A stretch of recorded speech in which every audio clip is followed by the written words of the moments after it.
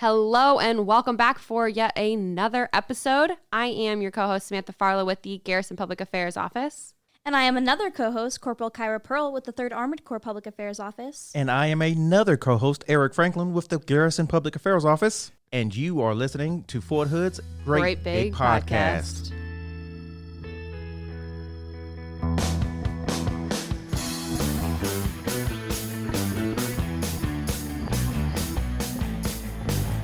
All right, and welcome back to the show. Today we have 3 guests with us. Would you like to introduce yourselves?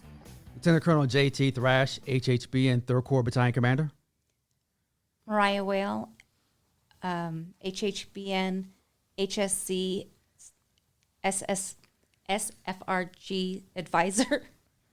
I'm Staff Sergeant Janet Shkapu. I work down in the G2, but today I am here in the capacity as Battalion SFRG, which is our Soldier Family Readiness Group, as the Command Family Readiness Representative for the battalion.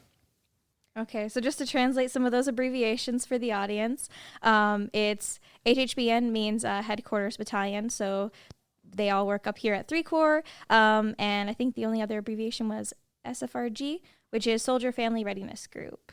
So what is the main purpose for you guys coming in today? Wanted to take the opportunity to talk about the upcoming battalion ball, which is on 24 June. The Carry the Corps ball is open to everyone here at Fort Hood. It's going to be a great opportunity to build camaraderie, hang out with our friends and family at a semi-formal event that is part of the heritage and history of being a service member. Every year we dread planning the ball, let's be honest. Yet once we get there, it's a great opportunity. It's a great event. And we go back with just stories to tell just from the different events, whether it's the Grog Bowl, whether who had the best party shirt once the jackets came off. It's just a great opportunity. And this one here, this particular year here is at the Phantom Warrior Center. Command Sergeant Major and I have been talking about different options, such as the opportunity for some of our service members to wear their black tie, like a tuxedo or a ball gown. Again, that's going to be exception-based. That's going to be fielded through Command Sergeant Major Hill. Yet that opportunity is out there as well. Over the last, really, what has it been, 2.5 years, 3 years of kind of like a different environment dealing with COVID. It's a great opportunity to get back to these traditional things that we do in the military, in the service, in order to, again, just hang out with our battle buddies to our left and our right and build the traditions and get back to establishing the esprit de corps of while we're here. I'm so glad you mentioned that this is a tradition that used to happen all the time. I know whenever I first got here at Fort Hood in 2019, I went to my first military ball, and that was, of course, right before COVID hit. So like you said, we haven't been able to have some of these for a really long time. I feel like everyone needs to experience at least one in their military career, so may as well come to this one. But for anyone who has never heard of it before or has never experienced it, what can they expect?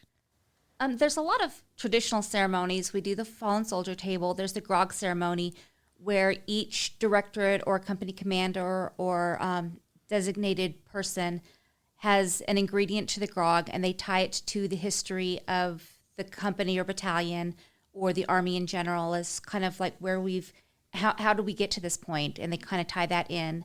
And we have a guest speaker that will come in, and we have Major General Keating, who's an amazing guest speaker, and he's going to talk a little bit, and then we're going to kick it off with the dance party after the formal portion is over. And the party shirts will come out at that point. The party shirts. What is this party shirt? Hold on. So when you take your formal jackets off, a lot of them have like decorated backs. Oh. So like it's all party, business in the front, party in the back. But they decorate their shirts up, and it's always fun to see who has what shirt on or what they've been hiding in the back. A lot of folks will typically, when they have their party shirt, it goes back to their branch, whether they're field artillery, infantry, military intelligence. So they may have that, that crest on the back of it. Pilots aviators typically have kind of maybe their call sign or the type of airframe that they fly. So again, it's just an opportunity to express yourself, but in an environment that when folks read it or we're hanging out with your peers, they immediately recognize it and can identify with it. And then I know we have a lot of civilian spouses that listen in on the podcast. So what is the attire usually for somebody's spouse who's wanting to attend with them? It's a black tie event, so typically a spouse male spouse would typically wear a tuxedo, and other spouses would wear ball gowns is usually the attire. And again, this year we're kind of looking at the opportunity through our major channels to allow soldiers to wear the black tie without having to wear the uniform. But again, we're taking it on a case-by-case basis. We'll see where it goes. I definitely understand that. I've heard that debate before. And on that point, Operation Deploy Your Dress is right next to the Clear Creek Commissary and where Santa's Village is. And you can get one free dress per military ID card holder per year. They have I was just in there the other night, and then they had some beautiful gowns. The cost of a dress itself doesn't have to come out of your pocket. They also give you a pair of shoes or an accessory that you get to pick something to go with your dress to help offset those costs as well. See, I knew there was something like that, but I'm so glad you mentioned it because I completely forgot about it. It was closed for about, I think, 2 months or 6 weeks or something while they changed over board members, kind of reorganized everything. They're also open up for donations if you have old ball gowns that don't necessarily fit anymore. You don't want to wear it again. You can do that to donate that to either the store directly or to the Heart of Hood gift shop, and they'll bring them over there as well. I actually have some I need to donate, so that's great to know. And that's why we bring Mrs. Webb. She knows all. Not almost, some a little bit. She knows a significant amount of stuff that's here on Fort Hood. So for anyone that is interested in going, I know you said, it's open for everyone on Fort Hood. We're all just welcome to come. How can they get a ticket, or how can they? So right now we have a flyer that is being posted on our battalion Facebook page, which is HHBN, 3 Corps, as well as being publicized on the 3 Corps and Fort Hood page. We also have, it has a QR code. The QR code is directly tied to the Venmo. The QR code is directly tied to the Venmo associated with our battalion's account. So I highly recommend anyone who is purchasing through Venmo to use that QR code, because I think I've even seen maybe a fake account or some other account associated that looks similar to ours but is not us. So please use the one off of our flyer. We do have certain price settings for the different tickets. I think for the E4 and below, we have a price set of $30 per ticket. E5 and E6, those are the sergeants and staff sergeants, those are at $40 per ticket. Our warrant officers, Chief Warrant Officer 1, Warrant Officer 1 and Chief Warrant Officer 2, as well as our GS9 civilians, those are priced at $60, and that's that rank and below for the GS civilians.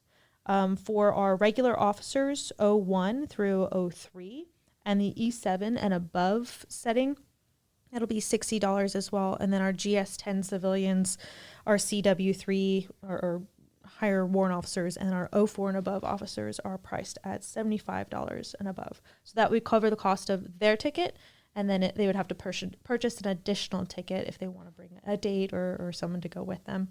We also have children that are... children 12 and older. If you have an older youth dependent that you would like to bring to the ball, then we encourage those to come as well.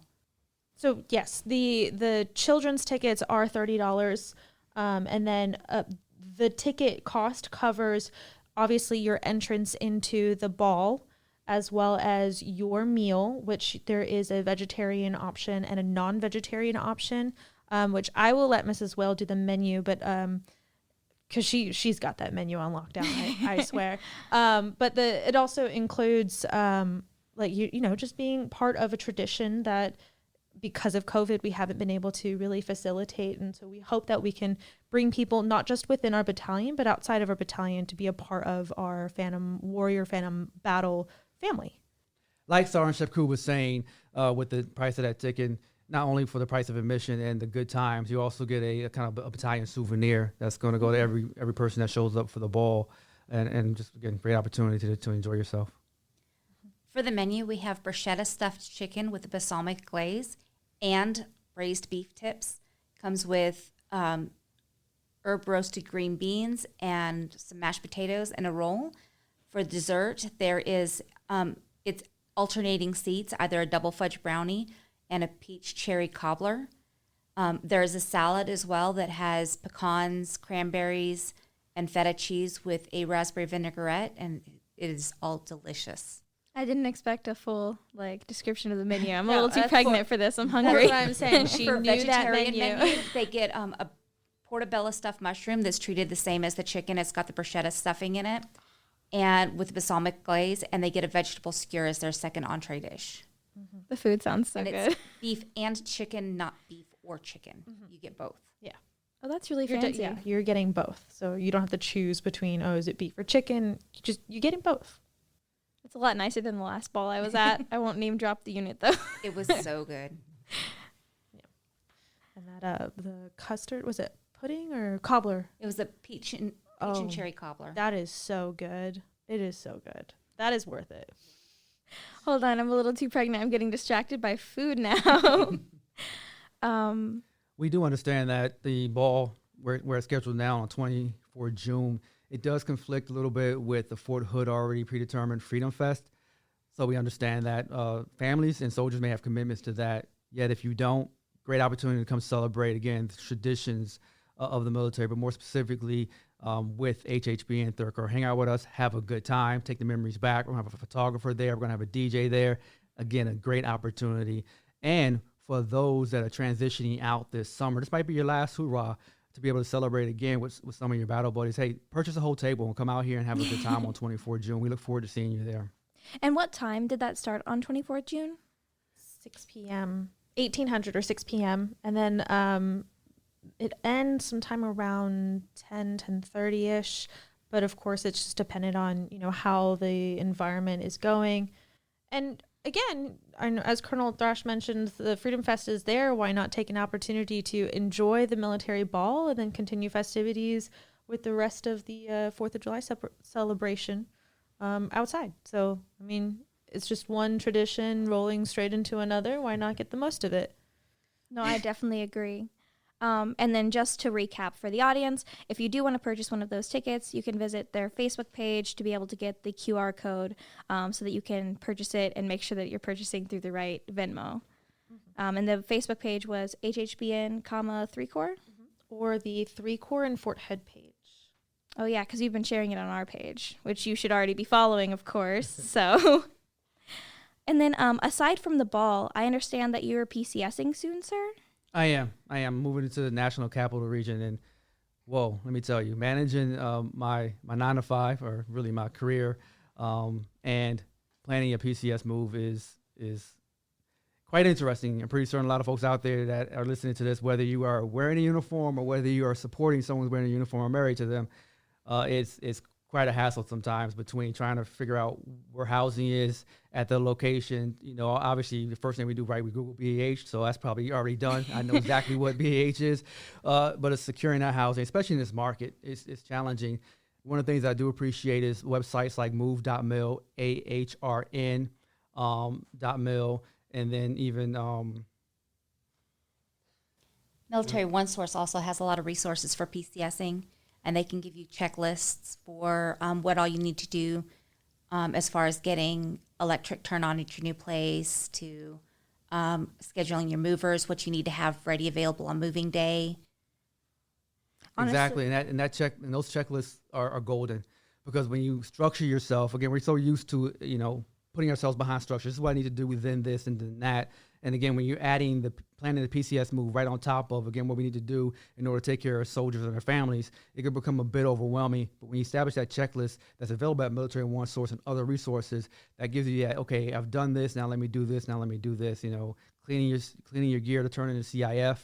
Again, making sure that you've gone to move.mil, which is an official website, in order to plan your move. Are you going to do a self move, or are you going to get the movers to come out to you? And then again, based on the environment we're in right now, you have to get ahead of that. You cannot wait till 2 weeks prior and say, oh, who's going to move my stuff? You've got to do that at least 3 months prior these days. As soon as you get your orders, go to move.mil, get that scheduled, and then start working with your unit in order to backwards plan, okay, how you're going to clear the unit, how you're going to clear the installation, and how you're going to get clear CIF. I've heard a few of those stories about that one. No, yeah, especially whenever it comes to summer PCSing. So just to clarify, because I should have done this in the beginning, PCS means permanent change of station. It's basically whenever you're moving in the Army to your next place. And generally it happens every 2 to 3 years, depending on the soldier's career, of course. So it's a pretty common thing, but I know especially for first-time people who are PCSing, it can be extremely overwhelming. So already very happy for all of the resources that we were able to get just now. Do you have any tips for how you've been able to best manage getting through PCS season? The uniqueness about being in the military, majority of us have the opportunity, PCS almost every 2 to 3 years. Although my first time at Fort Hood, I was here for 7 consecutive years. Anyway, that's an exception. It gives an opportunity to do that kind of spring cleaning. I know some families say, you know what, every year we're going to do this is a set time frame. Guess what? We put it on pause and we do it every 3 years right before we move. So the first thing we've done is, okay, what are we not taking with us? Okay, that's got to go on the curb, or that's got to go given the goodwill. Donate a dress, donate this, donate that. Second thing you do is, okay, what are we going to take with us that we're going to maybe move into storage? And then what do we need immediately? Because a lot of folks, what they do is they'll put what they need immediately right there, and they'll do a self-move. It's called, a partial ditty move. I think there's a different term for it now, but I know growing up, to me, it was a partial ditty move. And Do-it-yourself move is what it means. Yep. I think it's called personal procurement move now, PPM or something like that. Mm-hmm. And that gives you an opportunity to, the airbeds, maybe a kid's favorite toys, their clothes. What I'm going to need immediately when I get there, as far as my clothes, so I can report to day one, all the paperwork I need. I want to set all that to the side because I'm going to self-move all those things. That way, just in case housing isn't available, or guess what? Because again, I keep saying the current environment. Because of the current environment, maybe my household goods aren't going to show up on time. What do I need immediately that I can do without, that I can't do without for 30 days or 45 days? Again, I'm going to self-move those items and get it out there. Another thing is look at the budget. Look at the budget. Yes, the military gives us a certain amount of money in order to help us move, and they plan for that. Yet, what do you really need as far as advance pay? And if you can do without advance pay, then do without, but plan accordingly. Okay, where do we want to stay at as we travel? Because you get certain travel days. You got to plan that road trip out as well. If you got multiple cars, who's driving what car? So you've got just lay it all out on a calendar and talk it out with your family. Or if you're doing it yourself, just, if it's just you by yourself, again, write it all down and then get that map picture. So when it happens, you're not overwhelmed. It's like, I got this plan. This is what I'm doing. This is how I'm executing it. That's the biggest advice that I can give, and use the resources. And if you don't know, ask the question, both at your losing station and at your gaining station. There's a lot of, there's ways to get after being able to accomplish the mission. For example, I recently heard that there's a regulation has been published authorizing, because of the housing crunch, regulation authorizing soldiers to stay at any of the IHGs that are on not Fort Hood specifically, but that are on the military installations for the duration while they wait for housing to become available, and they're only charging BAH rates. So no longer is it, you got to pay $100 a night. Guess what? Whatever BAH is for that region, that IHG is going to honor that BAH rate for that month, and they're going to break it down on a nightly basis for you, so you can stay there while you're waiting for housing to become available. So to me, I think that's a great resource that I am very happy that IHG, in conjunction with the military, is making available to soldiers during these times. No, definitely. That is a big change. That's life-changing in sometimes, because having to pay out of pocket, and then even if you get reimbursed later, it doesn't help right now. Exactly. But no, that is amazing. And I love how you mentioned earlier all of the different checklists that are available on those websites that you listed out, because you don't even know what you need to do sometimes, especially if it's your first PCS move. So having somebody else who is obviously a military affiliated organization who has listed out what you need to go through and how to do it, that can just be so helpful. What I've been surprised by, and again, I shouldn't be, although I'm probably telling my age by saying I am surprised by it, is the interaction that's out there on social media. Again, a lot of folks have different interpretations of social media and how it can be used, but one positive way definitely is when Facebook, I don't know if Instagram does it, but I know Facebook, for example, has the groups for every single installation. So I've seen service members jump on the Facebook and say, hey, I'm coming to Fort Hood. What's a good housing community? Or how do I get in contact with Fort Hood housing office? Or I'm going to this unit. Can you put me in contact with this first sergeant? So that they're using it in order to get ahead of that. And not only soldiers doing it, I know spouses are doing it as well. They're asking for that information because they want to know what schools are good, where, what's the commute like? Is it public transportation available for this, that, and the other thing? So you definitely utilize the social media opportunities as well. I want to say that's definitely great for self-research, but there is a program within the military that's supposed to facilitate this through your military spouse or the military person in the family. We have a sponsorship program that is supposed to be facilitated at each location. Each unit is supposed to reach out to incoming soldiers who are, moving to that duty station and, reach out, ask them like, hey, what's going on with your family? How many children you have? Do you need schooling? Do you have an EFMP, which is Exceptional Family Member Program?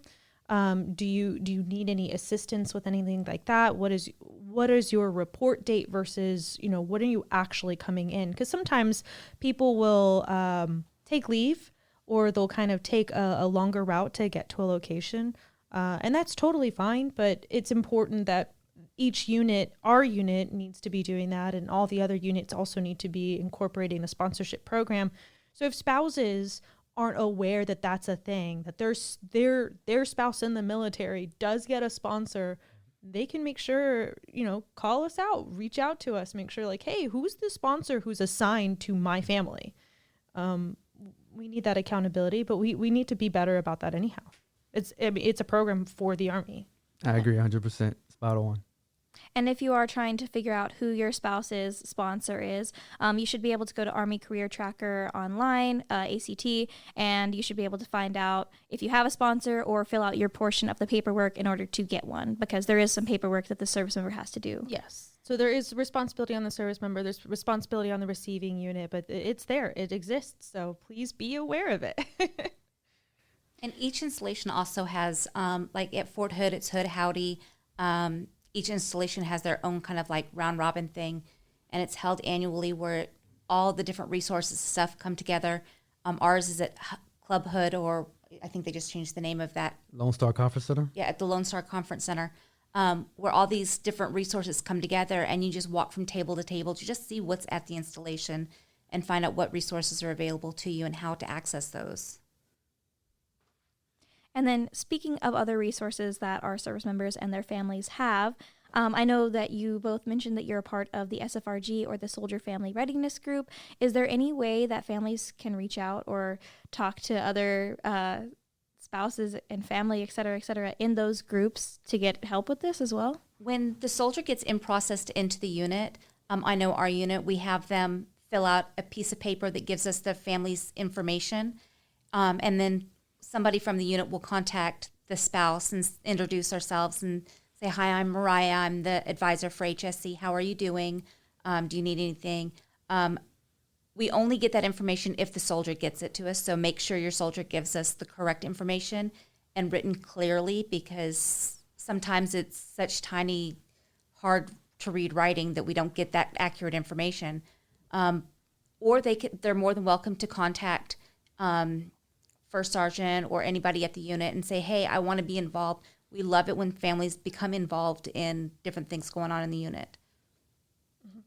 I want to say also, we have a newcomers brief that we, as a battalion, we put on about every month, and we highly encourage spouses, family members to attend our newcomers brief so that they can be welcomed to the unit in person along with their soldier who is getting to know our leadership, because at those briefs, we meet each of the company commanders, the first sergeants, some of the key responsibilities that are held by different members in our unit, like our equal opportunity.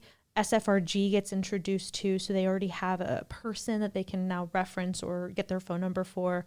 MFLAC, which is a military family life counselor, they introduce themselves. So there's a lot of resources that soldiers may be very familiar with, because if it's not their first PCS or their first unit, then it's kind of like, I'm already used to this information, so I don't really think too much about it. But some soldiers who marry for the first time or are, newlyweds, they bring their spouse in, their spouse is entering a brand new world. And so that information is going to be very, very important for them. Or even just, someone who's been in a relationship for a long time and kind of knows the deal, just wants to get to know what this new unit is like that they're going to be a part of, maybe wants to be integrated in their soldier family readiness group and wants to participate. That's how we got Mrs. Whale. She is just a gem here in the battalion, and I would be so sad to lose her.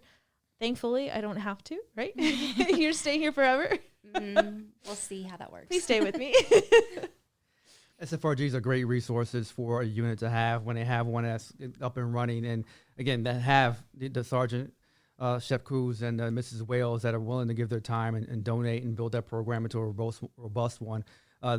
Companies within this battalion hold monthly events, so families can come out and support those. Even soldiers can come out and support those. One of the things that the Army did was they changed it from just FRG, Family Readiness Group, to the Soldier Family Readiness Group to get after both targets, not only the families, but also the single soldiers as well, and kind of fuse it into a program that's owned by the command teams in that structure. And there's plenty of things to do on any installation, but definitely here at Fort Hood. And that is one of the backbones, the foundation of SFRG. It's to get that information out there, be that resource. It's so you can pick up the phone or go on social media and say, hey, I need this, or I would like this, or I want more information on that. And then one of the unique dynamics of this battalion is how we're structured. We're structured, not only do we have the HHBN proper, but we also have several directorates that fall into HHBN. So each of the directorates had that capability to stand up kind of like a mini SFRG or a mini network, and a lot of them utilize it.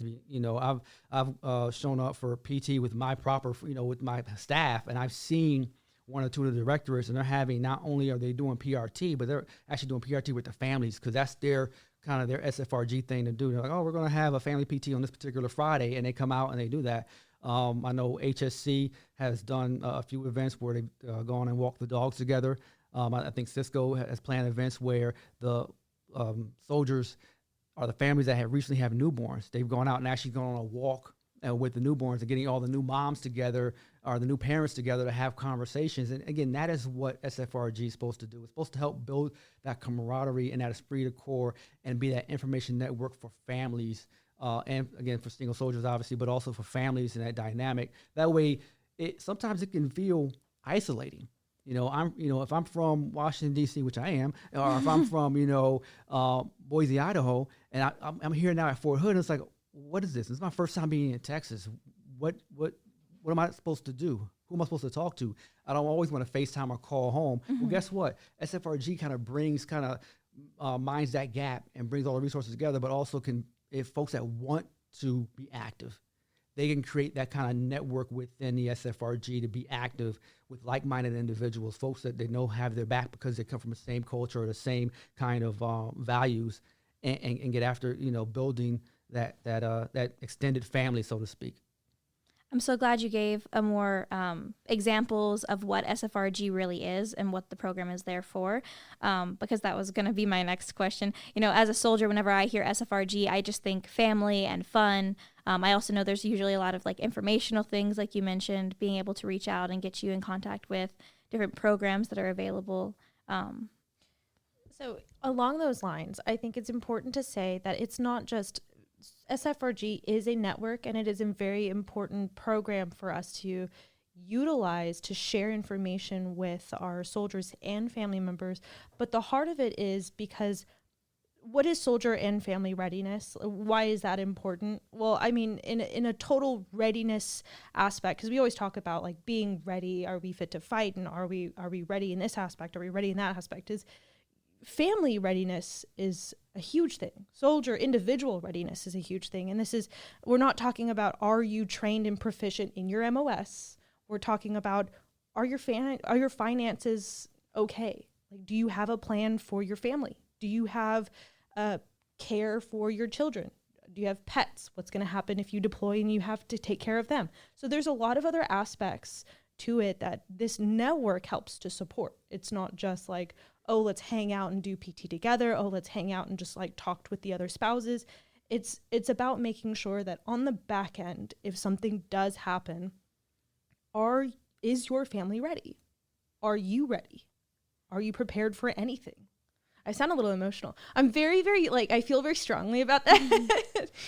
It never fails. At a deployment, the washing machine will go out, the car will die, the basement will flood, the kid the kid will break his arm, a million things will happen while the soldier is a million miles away. And it's is the spouse at home ready to take care of that? Do you know where the power of attorneys are?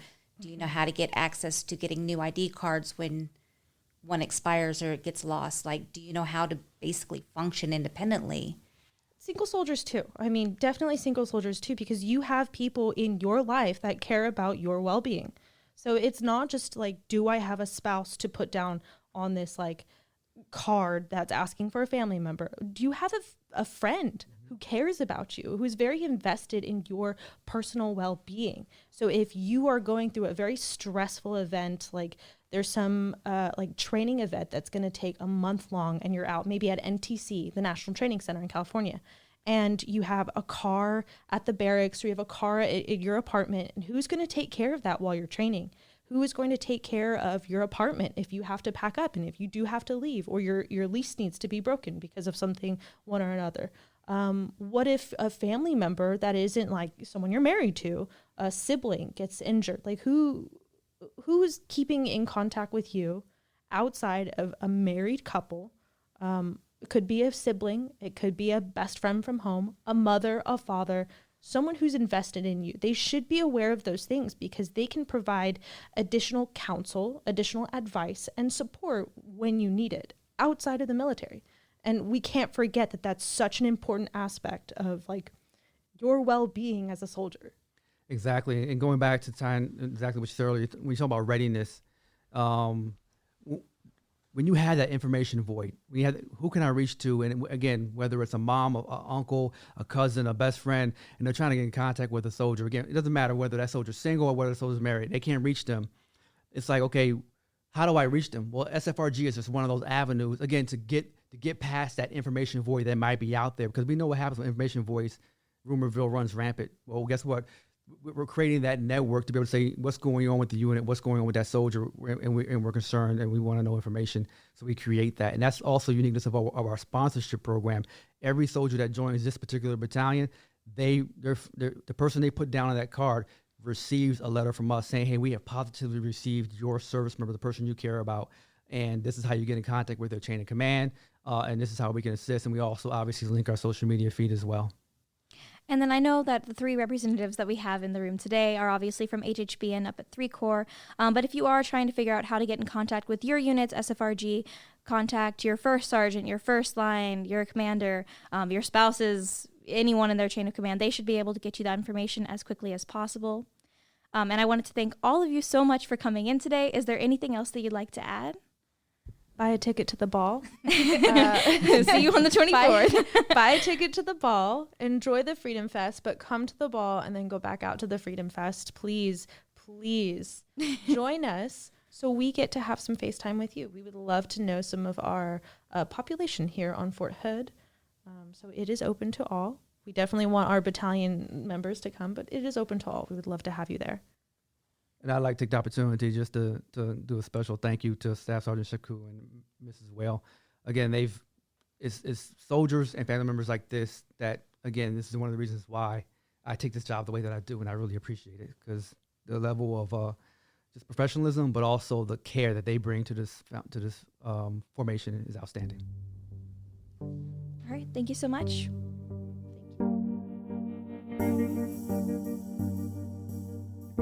Fast-moving floodwater can easily push your vehicle off the road and place you or your family in great peril.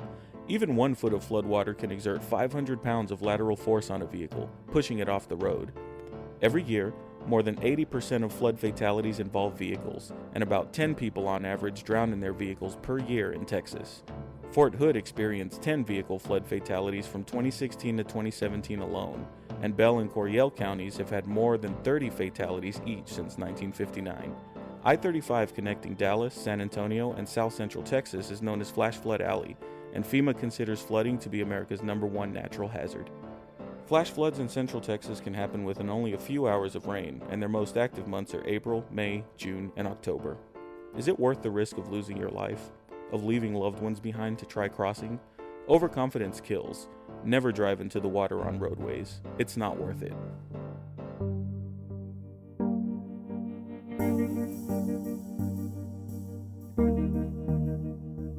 Okay, so I learned so much from this interview about moving and PCSing and also the military ball, which is very exciting. I've never actually been to a military ball before. They're kind of fun. They're kind of one of those things. It's like you have to go and you were like, man, now this, I really wish I came to this.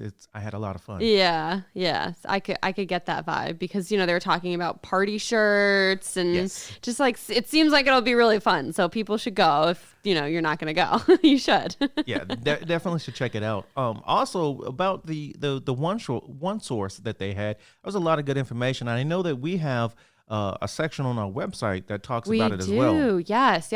So on Fort Hood's website, it's home.army.mil/hood.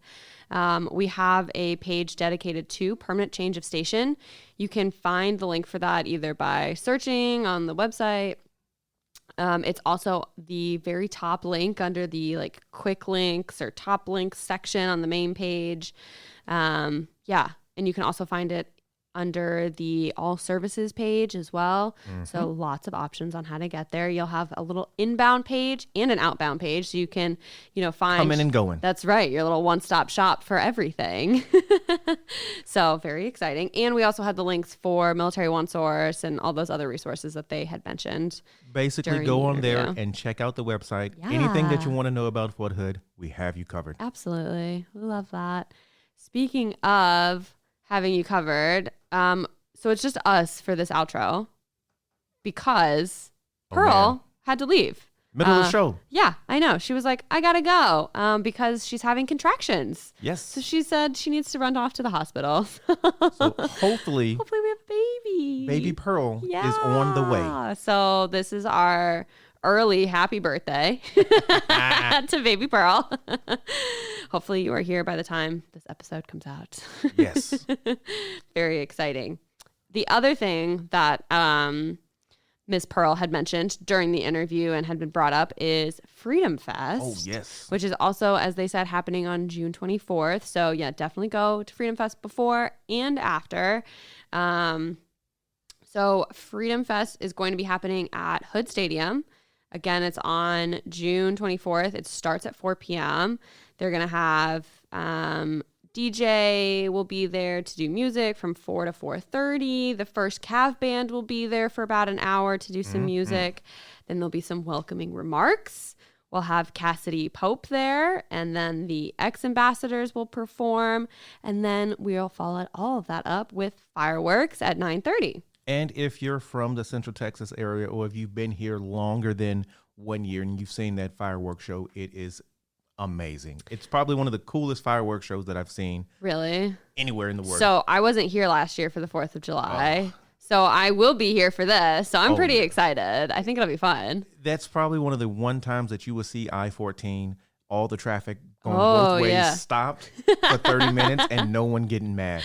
I love that. Yes, I'm very excited. I'm also excited that they're hosting it before 4th of July. Yes. So that you could participate in either a surrounding communities 4th of July celebration because everybody's going to be doing something. Or you'd also have the opportunity to travel home if you wanted to do that, to take the long weekend and spend it with family. Yeah, and when I had spoke with MWR about that, they said that was their big reasoning, was they wanted to give the community one more chance or one more option of things that they can do. So that way, when the 4th of July that 4th of July weekend, they can go, because Central Texas has several events over the 4th of July weekend, and they just wanted to be able to say, hey, here's another option that you can do, and now you can go do everything else. Yeah. But the fireworks are still going to be the best part. Fort Hoods are going to be the best, hands down. Well, I'm very excited for that. They also will have a shuttle bus service, which I think is pretty fun. So for people who are coming and actually want to come onto Fort Hood and not just, park on the interstate. Yeah. You can park at the Phantom Warrior Lanes Bowling Center or the Clear Creek Commissary, or Community Events and Bingo Center. And they will do a shuttle bus service from 3 until 11 p.m., departing approximately every 15 minutes. And to add on to that, if you do not have a base access pass, yes, make sure you get that early. Yes. So that way you can just breeze through the line. You don't have to wait, because I can tell you right now, it is going to be packed to try to get your pass the day of. So make sure you get it. If you're hearing this today, or whenever you're hearing this, make sure you get your pass now. Absolutely. Yes. And you can check all that out also on our website so that you can learn more about what you need to do for that. One-stop shop. That's right. Yeah. So I'm looking forward to that. I think Me too. This was really great. So I think that's all we have. Yep. Yeah. So unfortunately, we will not be having Pearl back on the episodes for the next few months. So you'll be stuck with me. Yes, which is sad for us, but exciting for her. So I want to do one more final shout out to her. And baby Pearl. And baby Pearl. Yes. Congratulations. All right. We will see you guys next week.